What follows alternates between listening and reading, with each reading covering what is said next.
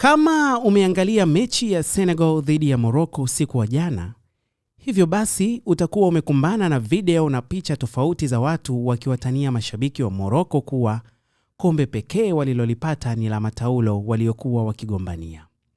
Swali utakalojiuliza ni je, kunani? Hayo mataulo yameibuka vipi? Sasa picha lilikuwa hivi. Kutokana na hali ya hewa jijini Rabat kuwa na mvua, goalkeeper alikuwa na uhitaji mkubwa wa mataulo yakimsaidia kujifuta uso pamoja na kukausha gloves zake.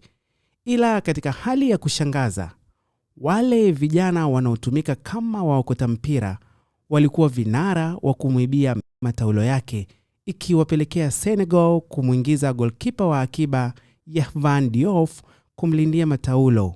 Baadaye ikasababisha vuguvugu kubwa na mikwaruzano dhidi ya waokota mpira uwanjani. Kuna video kadhaa pamoja zikimuonesha mchezaji wa Morocco Achraf Hakimi akiondoka na taulo la kipa Mehdi uwanjani na wachezaji wengine kama Ismail Saibari wakifanya hivyo hivyo. Mashabiki mbalimbali kwenye mitandao ya kijamii wameoneshwa kusikitishwa na vitendo hivi vya timu ya Morocco, wakisema haionyeshi ushirikiano mzuri baina ya nchi kwenye soka.